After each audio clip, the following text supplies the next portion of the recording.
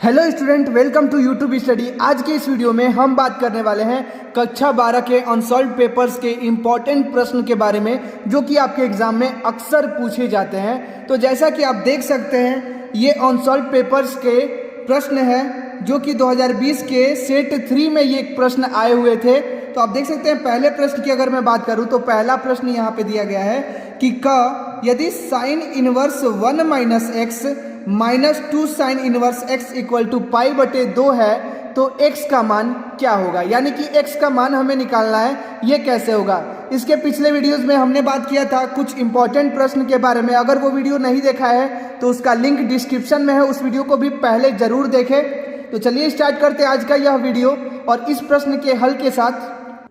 तो जैसा कि आप प्रश्न देख सकते हैं, इस प्रश्न में हमें सिर्फ और सिर्फ x का मान लाना है। तो x का मान लाने के लिए हम क्या करेंगे, यहाँ पे अगर sign inverse 1 minus x minus 2 sine inverse x है इक्वल टू पाई बटे 2, तो x का मान कैसे लाएंगे। सबसे पहले हम x इक्वल टू यहाँ पे रख लेंगे साइन y। तो यहाँ पे लिखेंगे माना x equal to sine y और y इक्वल टू क्या कर लेंगे, तो x इक्वल टू अगर साइन y मान लेंगे तो y इक्वल टू क्या हो जाएगा, y इक्वल टू हो जाएगा साइन इनवर्स x हो जाएगा। इतना समझ में आ रहा है आपको।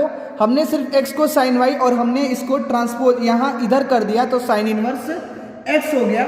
अब हमारा ये क्या है, ये समीकरण है sine inverse 1 minus x equal minus 2 sine inverse x equal to pi बटे 2 है। अब यहाँ हम क्या करेंगे, x की जगह इस वैल्यू को हम रख देंगे, x equal to sine Y हम यहाँ पे रख देंगे। तो क्या हो जाएगा, यहाँ पे हो जाएगा sine inverse 1 minus sine Y minus 2 sine inverse. अब यहाँ x की जगह साइन वाई रख देंगे तो क्या हो जाएगा 2 sine inverse sine Y equal to pi बटे 2 हो जाएगा। अब पाई बटे 2 हो गया। अब क्या करेंगे अगले स्टेप में, यहाँ पे अब sine inverse 1 minus sine Y और ये 2 साइन इनवर्स साइन वाई। तो आप लोगों को एक चीज पता है कि sine inverse sine theta equal to क्या होता है, थीटा होता है, ये आपको पता है। तो साइन इनवर्स साइन वाई क्या हो जाएगा, वाई हो जाएगा। तो यहाँ पे अगले स्टेप में ये इंपॉर्टेंट था, sine inverse sine theta equal to theta. तो ये हो जाएगा sine inverse 1 minus sine Y minus sine inverse sine Y क्या हो जाएगा 2 इंटू वाई, यानी कि 2y हो जाएगा इक्वल टू पाई बटे 2 हो जाएगा। ठीक है। अब sine inverse 1 minus sine Y equal to क्या हो जाएगा, अब माइनस 2y को हम क्या करेंगे, इधर इस साइड कर देंगे, RHS में कर देंगे। तो क्या हो जाएगा sine inverse 1 minus sine Y equal to pi बटे 2 प्लस 2y हो जाएगा। अब पाई बटे 2 प्लस 2y हो गया। इसके बाद हम क्या करेंगे, ये पाई बटे इसको अब साइन इनवर्स 1 माइनस साइन, तो ये भी किस फॉर्म में है, ये भी साइन इनवर्स साइन थीटा के फॉर्म में है, जो कि थीटा हो जाएगा। तो sine inverse 1 minus sine Y क्या हो जाएगा, 1 माइनस साइन वाई हो जाएगा।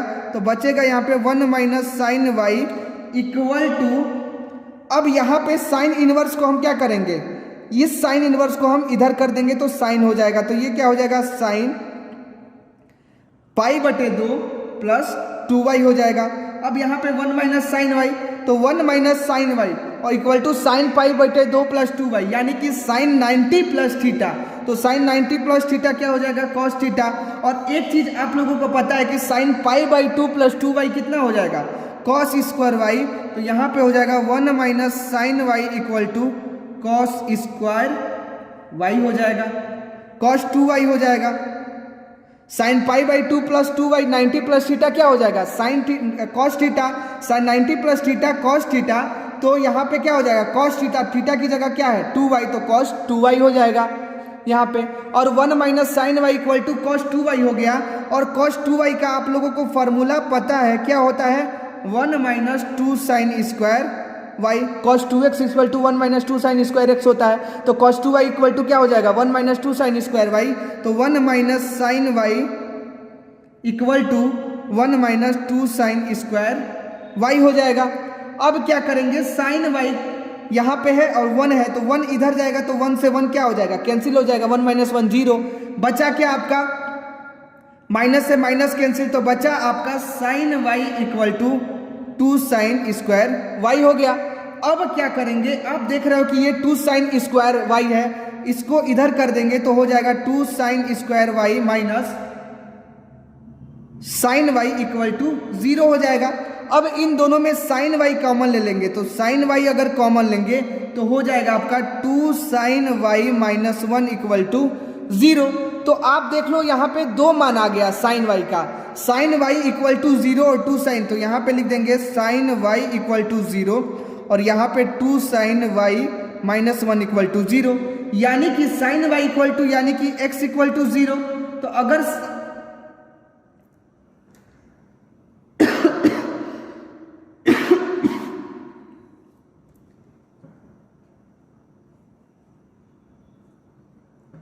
तो यहां पे आपने देखा कि x इक्वल टू हमने क्या माना है 0, तो x इक्वल टू 0 आ गया। तो इसका ये मतलब कि x इक्वल टू 0 पे क्या हो जाएगा, x इक्वल टू 0 पे अगर हम इस समीकरण को फिर से रखेंगे, कौन से समीकरण को आप ध्यान से समझना, हम अगले पेज पे कर रहे हैं। तो हमारा ये था sine Y 2 sine Y minus 1 equal to 0, तो यहाँ पे दो मान आ गया, साइन वाई इक्वल टू 0 और एक आया 2 sine Y minus 1 equal to 0। तो यानी कि x इक्वल टू 0 रखने पर अगर हम पहले समीकरण को फिर से रखें, यानी कि पहला समीकरण हमारा क्या था, sine inverse 1 minus x minus 2 sine inverse x equal to pi बटे 2 था, ये हमारा समीकरण 1 था। इसी समीकरण पे x की वैल्यू हम क्या करेंगे, रखेंगे, तो क्या हो जाएगा sine inverse 1 minus 0 minus 2 sine inverse 0 equal to, तो यहां पे हमने x इक्वल टू क्या रख दिया 0, तो 1 minus 0 minus 2 sine inverse 0 equal to pi बटे 2 हो जाएगा। अब पाई बटे 2 हो गया, तो यहाँ पे क्या बचा साइन इनवर्स 1 और 2 साइन इनवर्स 0 क्या हो जाएगा, ये 0 हो जाएगा। तो बचा क्या sign inverse 1 equal to pi बटे 2। अब यहाँ पे साइन इनवर्स 1 किस चीज का मान होता है, तो आप लोगों को पता है साइन पाई बाई 2 का, तो sine inverse sine pi by 2 equal to क्या हो जाएगा, इक्वल टू पाई बाई 2, यानी कि पाई बाई 2 इक्वल टू क्या हो गया पाई बाई 2। तो ये वैल्यू हमारा क्या कर रहा है, ये वैल्यू सही हो गया इस पे। अब हम क्या देखेंगे, ये वाला वैल्यू देखेंगे 2 साइन इनवर्स वाई माइनस 1 का 2 sine Y minus 1 equal to 0 पे, तो हम यहाँ पे लिखेंगे 2 sine Y minus 1 equal to 0 अगर ले रहे हैं तो क्या हो जाएगा, साइन वाई का वैल्यू कितना हो जाएगा 1 बटा 2, 1 बटे 2 हो जाएगा, यानी कि x इक्वल टू 1 बटे 2 हो गया। अब x इक्वल टू 1 बटे 2 हो गया, इसका ये मतलब है कि अगर हम इस समीकरण में sine inverse 1 minus x minus 2 sine inverse x equal to pi बटे 2 में अगर x की वैल्यू इसको रखे तो हमारा क्या आ रहा है, क्या पाई बटे 2 के इक्वल आ रहा है, हम ये देखेंगे, क्योंकि पहले वाले में तो पाई बटे 2 के इक्वल आया था।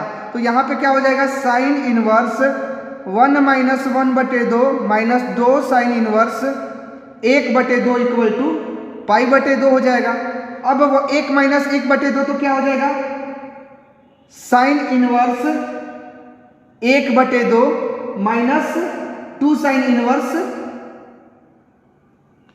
1 बटे 2 इक्वल टू पाई बटे 2। अब यहां पे इतना आया, अब इसको घटाएंगे तो क्या आ जाएगा माइनस साइन इनवर्स 1 बटे 2 बच जाएगा इक्वल टू पाई बटे 2। अब 1 बटे 2 किसकी वैल्यू होती है, तो 1 बटे 2 आप लोगों को पता है कि पाई बाई 6 की वैल्यू होती है। पाई बाई 6 की वैल्यू कितनी होती है 1 बटे 2, तो क्या पाई बाई 6 के इक्वल पाई बाई 2 होगा, नहीं होगा। तो यहाँ पे ये क्या हो जाएगा, ये वैल्यू नहीं होगा, तो कौन सी वैल्यू होगा, तो अगर हम x इक्वल टू 0 लेने पर, यानी कि x इक्वल टू 0 लेने पर हमारी वैल्यू पाई बटे 2 के इक्वल आ रही है, तो हमारा आंसर क्या हो जाएगा x इक्वल टू 0। तो आप देख सकते हैं कि इसमें ऑप्शन नंबर कौन सा है, तो इसमें जो ऑप्शन दिया है क का, इसमें तीसरा ऑप्शन x इक्वल टू 0 लेने पर ये x का मान कितना लेंगे, 0 लेंगे तो π/2 के इक्वल आ जाएगा। तो ये हमारा आंसर हो जाएगा। अब बढ़ते हैं अगले प्रश्न की तरफ, जो कि बहुत ही ज़्यादा इंपॉर्टेंट है। आप देख सकते हैं यहाँ पे लिखा गया है ख, समाकलन इंटीग्रेशन समाकलन x sin x dx का मान है। तो x sin x dx का मान हमें समाकलन करना है। कैसे करेंगे, इस प्रश्न का हल देखते हैं हम। तो हमें इस प्रश्न का हल निकालना है, समाकलन x sin x dx का मान। तो क्या करेंगे, सबसे पहले I इक्वल टू क्या लिख देंगे, x sin x dx, इसी की हमें वैल्यू निकालनी है। तो आप यहाँ पे देख सकते हो ये किस फॉर्म में है, इंटीग्रेशन u इंटू v के फॉर्म में है, dx के फॉर्म में। तो अगर u इंटू v dx का अगर इंटीग्रेशन समाकलन निकालना होता है तो क्या करना होता है, पहले u फिर v का dx minus d by dx u into समाकलन v dx और पूरे का dx करना होता है। ये आप लोगों को पता है। तो ऐसे ही हम इसको हल करेंगे। तो इसको हम क्या मान लेंगे, x को u और sin x को भी मान लेंगे। तो इसको हल करेंगे इसी फॉर्म में। तो क्या हो जाएगा, आप देखना यहाँ पे किस चीज का यूज कर रहे हैं हम, आइलेट का प्रयोग करने पर, यहाँ पे लिख देंगे आइलेट का प्रयोग करने पर। तो जब आइलेट का प्रयोग करेंगे तो x sin x dx को, एक को u और एक को भी मानना पड़ेगा। तो इसको जब मानेंगे तो I इक्वल टू क्या हो जाएगा, I इक्वल टू x बाहर फिर sin x dx minus 1/dx x into sin x dx और पूरे का dx। ऐसे ही तो सॉल्व करेंगे। उसके बाद हो जाएगा I इक्वल टू हो जाएगा माइनस x, साइन x का करेंगे इंटीग्रेशन समाकलन तो क्या हो जाएगा, cos x minus cos x, तो माइनस x cos x हो जाएगा। अब फिर माइनस माइनस फिर इसका करेंगे तो फिर से माइनस cos x, तो minus x cos x plus समाकलन cos x dx को करेंगे। तो I इक्वल टू हो जाएगा minus x cos x plus cos x का क्या हो जाएगा sin x प्लस c। तो ये हमारा क्या हो जाएगा, समाकलन हो जाएगा। तो यही हमारा आंसर हो जाएगा। तो देख लेंगे ऑप्शन में कौन से में है, minus x cos x plus sin x, या फिर ये भी हम कह सकते हैं कि sin x। इसी को हम क्या लिख सकते हैं, आप देख सकते हैं ऑप्शन में। तो ऑप्शन नंबर चौथे में दिया है sin x minus x cos x plus c, यानी कि हम इसको फिर से इसको चेंज कर सकते हैं। क्या लिख सकते हैं, sin x माइनस, ये माइनस में तो x cos x plus c, ये हमारा इंटीग्रेशन, यही हमारा आंसर हो जाएगा। तो ये था इंपॉर्टेंट प्रश्न। अब बढ़ते हैं अगले प्रश्न की तरफ। आप देख सकते हैं पहले का ग जो दिया है इसमें अवकल समीकरण है, यहाँ पे दिया है अवकल समीकरण d3y बटे में dx क्यू माइनस 2 dt बटे में dx स्क्वायर का whole square plus y equal to 0 की कोटि निकालनी है। हमें इसकी कोटि निकालनी है। तो कैसे हल करेंगे देखना आप। तो ये देख सकते हैं प्रश्न दिया है d3y बटे में dx क्यू माइनस 2 d2y बटे में dx स्क्वायर का whole square plus y equal to 0 की कोटि निकालनी है। तो आप लोगों को ये पता है कि कोटि निकालने के लिए सबसे पहले हमें क्या करना पड़ता है, कोटि कैसे निकलता है। जैसे कि अगर मैं बात करूं dy बटे में dx की कोटि, तो इस dy बटे में dx के पावर में क्या है, यहाँ पे 1 और यहाँ पे 1, तो इसकी कोटि कितनी होगी 1। तो ये हमारा प्रश्न है d3y बटे में dx क्यू और ये है d2y बटे में dx स्क्वायर। तो कोटि क्या होता है, कोटि जिसके पावर में जो होता है, जिसके अधिक पावर होगा उसकी सबसे ज्यादा कोटि होगी और जिसके कम कोटि होगी यानी कि पावर में होगा उसकी कम कोटि होगी, उसकी कम कोटि होगी। तो dy बटे में dx1 की कोटि अगर निकालेंगे, अगर d1y बटे में dx1 की, तो इसकी कोटि कितनी होगी 1। और अगर हम d2y की निकालें, d2y बटे में dx स्क्वायर की कोटि कितनी हो जाएगी 2।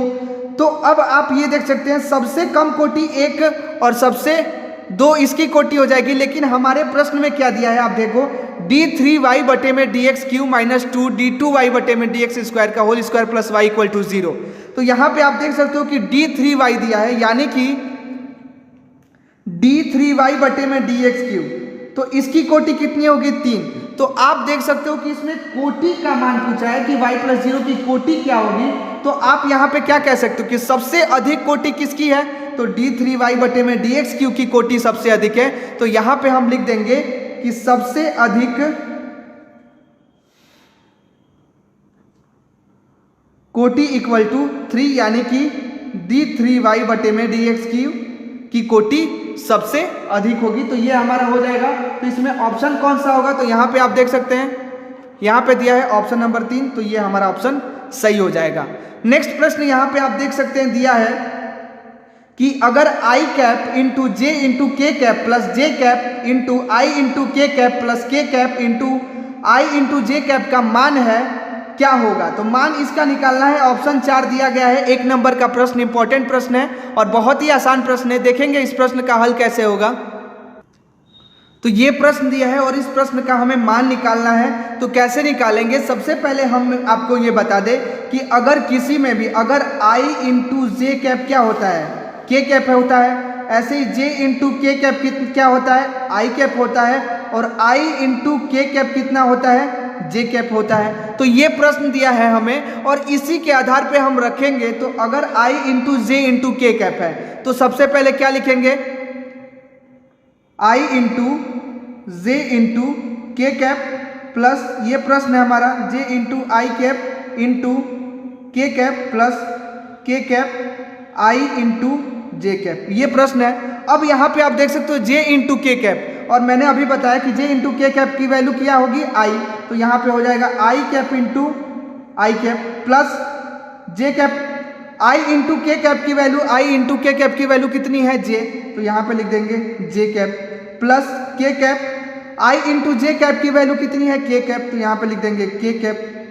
तो अब क्या समझ में आया आपको कि आई इंटू आई कैप और प्लस जे इंटू जे कैप। तो एक चीज आप लोगों को ये भी पता है कि अगर सेम होता है तो सेम में क्या हो जाता है, इनकी वैल्यू कितनी हो जाती है, 1।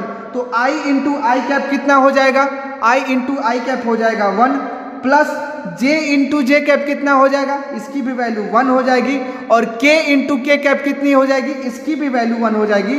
तो 1 1 2 1 3, यानी कि इसकी आंसर कितना आ गया, 3। तो इसका मान कितना आ गया, 3 आ गया, जो कि आपके ऑप्शन में दिया है। यहाँ पे आप देख सकते हैं, यहाँ पे दिया है, इसका मान कौन सा होगा, तीसरा। तो 3 नंबर सही हो जाएगा।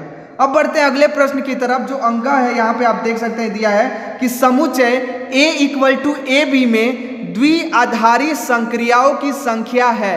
तो इसमें द्विआधारी संक्रियाओं की संख्या निकालना है, कितनी होगी। तो देखते हैं इस प्रश्न को कैसे हल करेंगे। तो देख सकते हैं ये प्रश्न दिया है, समुच्चय A equal to A B में द्विआधारी संक्रियाओं की संख्या ज्ञात करना है। तो इसको कैसे करेंगे, सबसे पहले द्विआधारी संक्रियाओं की संख्या निकालते कैसे हैं। तो आप यहाँ पे देख सकते हैं क्या दिया है, ए बी, ये A इक्वल टू क्या दिया है, ए बी। तो सबसे पहले क्या लिख लेंगे, ए बी, और द्विआधारी संक्रियाओं की संख्या ज्ञात करने के लिए ए बी इंटू क्या कर देंगे, ए बी। ऐसे निकलता है द्विआधारी संक्रियाओं की संख्या। इसके बाद क्या हो जाएगा, S इक्वल टू क्या आ गया, S इक्वल टू हमारा क्या आ गया, ए बी आ गया, यानी कि NS इक्वल टू 2। और द्विआधारी संक्रियाओं की संख्या निकालने के लिए आप लोगों को ये पता है, द्विआधारी संक्रिया की संख्या निकालने के लिए फॉर्मूला क्या होता है, 2 के पावर 2 इंटू NS होता है, ये आप लोगों को पता है। यानी कि 2 के पावर 2n होता है ये द्विआधारी संक्रियाओं की संख्या। और यहाँ पे कितने संख्या है, 1 और ये 2। तो क्या हो जाएगा, 2 के पावर 2 इंटू 2 हो जाएगा, यानी कि 2 के पावर 4। और 2 के पावर 4 का क्या मतलब है, 2 इंटू 2 इंटू 2 इंटू 2, यानी कि 16। तो ये हमारा क्या हो जाएगा, द्विआधारी संक्रियाओं की संख्या। तो ये हमारा आंसर हो जाएगा। तो ऑप्शन नंबर कौन सा होगा, आप देख सकते हैं यहाँ पे द्विआधारी संक्रियाओं की संख्या कौन सा होगा, ऑप्शन नंबर 2। तो ये सही हो जाएगा। अब बढ़ते हैं अगले प्रश्न की तरफ। आप देख सकते हैं यहाँ पे दूसरे का कह दिया है कि निम्नलिखित सभी खंडों को हल कीजिए। कह दिया है कि समुच्चय A इक्वल टू 1 2 3 से स्वयं तक सभी एकाकी फलनों की संख्या ज्ञात कीजिए। तो इस प्रश्न में हमें एकाकी फलनों की संख्या ज्ञात करना है। समुच्चय दिया हुआ है आपका 1 2 3, तो कैसे निकलेगा इसमें एकाकी फलनों की संख्या। तो इसमें हमें एकाकी फलनों की संख्या ज्ञात करना है। तो कैसे निकलेगा, सबसे पहले मैं आपको बता दूं कि एकाकी में सहप्रांत के किसी भी अवयव का एक से अधिक पूर्व प्रतिबिंब नहीं होता है। तो यहाँ पे लिखेंगे, अगर मान लो कि यहाँ पे क्या लिख देंगे कि एकाकी में, सबसे पहले तो आप जान लो कि एकाकी में क्या होता है। तो एकाकी में सहप्रांत के किसी भी अवयव का एक से अधिक पूर्व प्रतिबिंब नहीं होता है। एक से अधिक प्रतिबिंब नहीं होता। इसका क्या मतलब है? इसका ये मतलब है कि अगर मान लो 1 2 3 है और यहाँ पे है ए बी सी, तो इसका ये मतलब है कि अगर एक का ए से बनेगा, 2 का बी के साथ और 3 का सी के साथ। इसमें ऐसा ये नहीं हो सकता कि एक का ए के साथ बना तो 2 का भी ए के साथ बना, ऐसा नहीं होगा, ये गलत हो जाएगा। यानी कि हर एक अवयव का एक अलग अलग प्रतिबिंब बनता है, तो वो फलन क्या हो जाती है? एकैकी हो जाती है। तो यही हमें प्रूफ करना है। तो कैसे करेंगे? सबसे पहले हमको ये पता है कि f सच डेट a के साथ निकालेंगे। तो अगर 1 2 3 है और एक में सहप्रांत 1 2 और 3 दिया है, तो 1 का 1 के साथ, 2 का 2 के साथ और 3 का 3 के साथ, अगर 1 का 1 के साथ, 2 का 2 के साथ और 3 का 3 के साथ अगर प्रतिबिंब बन रहा है, इसका ये मतलब कि यहाँ पे कितने प्रतिबिंब बन रहा है? 1 2 3 4 5 6, यानी कि एक प्रांत में 3 प्रतिबिंब बन रहा है। तो इसका क्या हो जाएगा? 3 फैक्टोरियल हो जाएगा। और 3 फैक्टोरियल का मतलब 3 × 2 × 1 यानी कि 6। तो इसका कितना बन जाएगा? 6। और एक हम लेंगे एफ ए सच डेट ए के साथ अगर हम लेते हैं, तो आप एक ले लो, मान लो 1 2 3 और एक ले लो 1 2 3। तो 1 का मान लो 1 के साथ बन गया, 2 का 2 के साथ बन गया, लेकिन 3 का प्रतिबिंब नहीं बना। तो अगर एक भी प्रतिबिंब नहीं बना तो हम क्या लिख देंगे कि इसका कोई प्रतिबिंब नहीं बनता है। अगर किसी का भी कोई प्रतिबिंब नहीं बनता है तो क्या हो जाता है? फलन में प्रांत का प्रतिबिंब खाली नहीं होना चाहिए। यानी कि ये बात कही गई है कि अगर कोई भी प्रतिबिंब, कोई भी अवयव फलन तब होगा, कोई भी फलन तब होगा जब उसमें एक भी प्रांत खाली नहीं होगा। यानी कि एक भी प्रतिबिंब अगर खाली नहीं होगा तब वो जाके फलन होगा। तो इसमें आप देख सकते हैं कि इसमें फलन नहीं होगा, यानी कि ये एकैकी नहीं होगा। तो इसका सही आंसर क्या हो जाएगा? 3 फैक्टोरियल, यानी कि 3 फैक्टोरियल बनेगा, यानी कि 6 आप इसका सही आंसर हो जाएगा। तो आप देख सकते हैं इसमें कौन सा दिया है, तो ये हमारा आंसर सही हो जाएगा।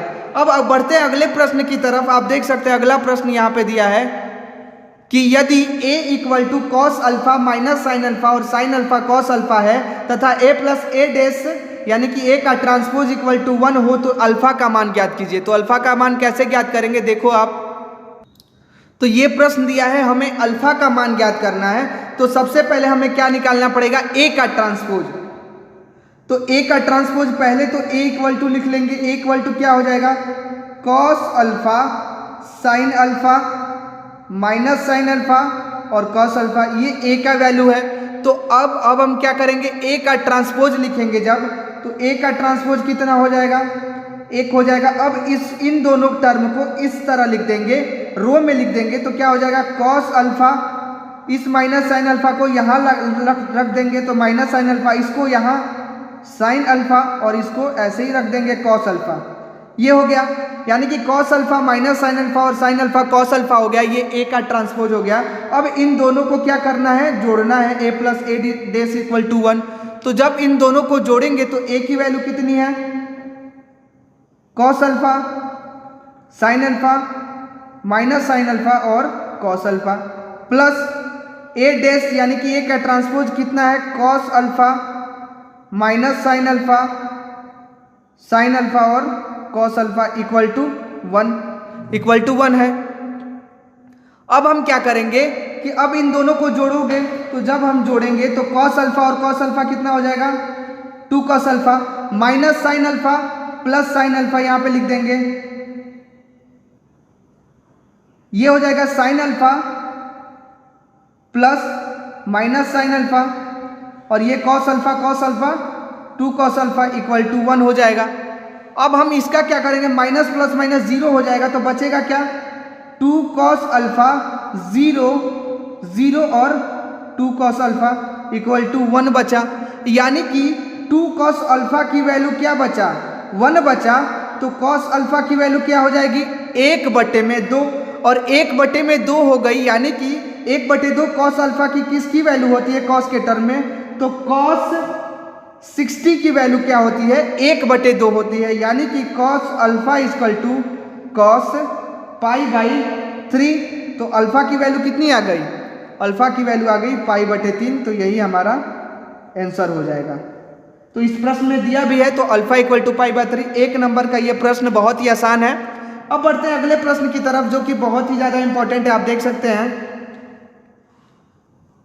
यहां पे दिया गया है कि सिद्ध कीजिए कि f(x) = x² द्वारा परिभाषित फलन f(ir) से ir न तो एकाएकी और न आच्छादक है।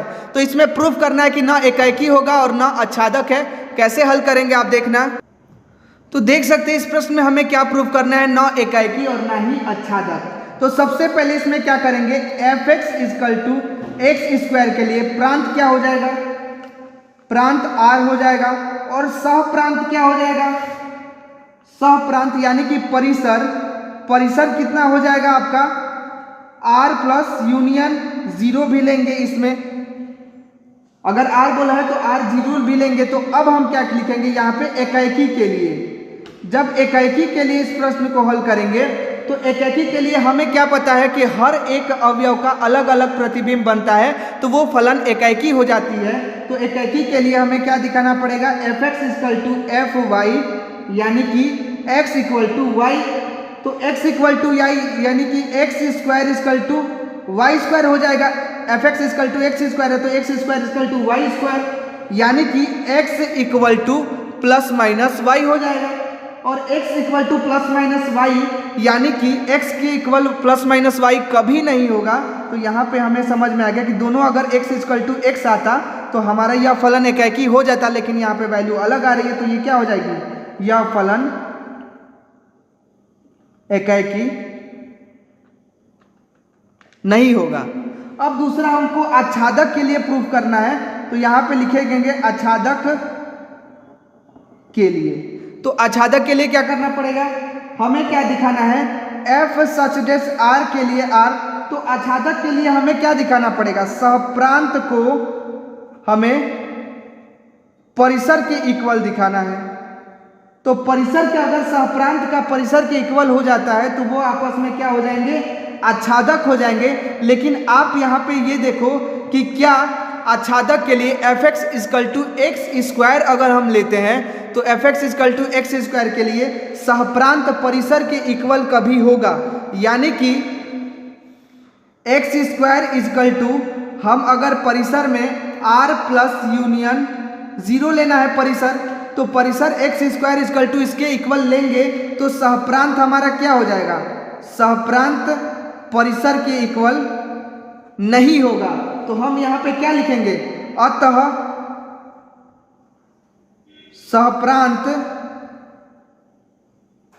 परिसर के बराबर नहीं है, इसलिए आच्छादक नहीं होगा। यहाँ पे लिख देंगे। तो इसलिए ना तो एकाएकी, तो यहाँ पे लिख देंगे कि ना एकाएकी है ना आच्छादक है। तो ये था इंपॉर्टेंट प्रश्न, जो कि आपके पूरे 1 नंबर का ये भी था, बहुत ही आसान प्रश्न था। तो ऐसे ही इंपॉर्टेंट एग्जाम से रिलेटेड प्रश्नों को देखने के लिए हमारे चैनल यूट्यूब स्टडी को तुरंत सब्सक्राइब करें और बेल आइकन दबा दें। अगले वीडियो में हम नए प्रश्नों के बारे में बात करेंगे, आपके अनसॉल्व पेपर्स के ही अगले प्रश्नों के बात करेंगे। इसमें अगर आप इस हर एक प्रश्न को देखना चाहते हैं जो कि आपके एग्जाम से रिलेटेड और आपके एग्जाम में आएंगे, तो हमारे चैनल को तुरंत सब्सक्राइब अभी कर दे और बेल आइकन दबा दे। मिलते हैं आपसे नेक्स्ट वीडियो में, तब तक के लिए धन्यवाद।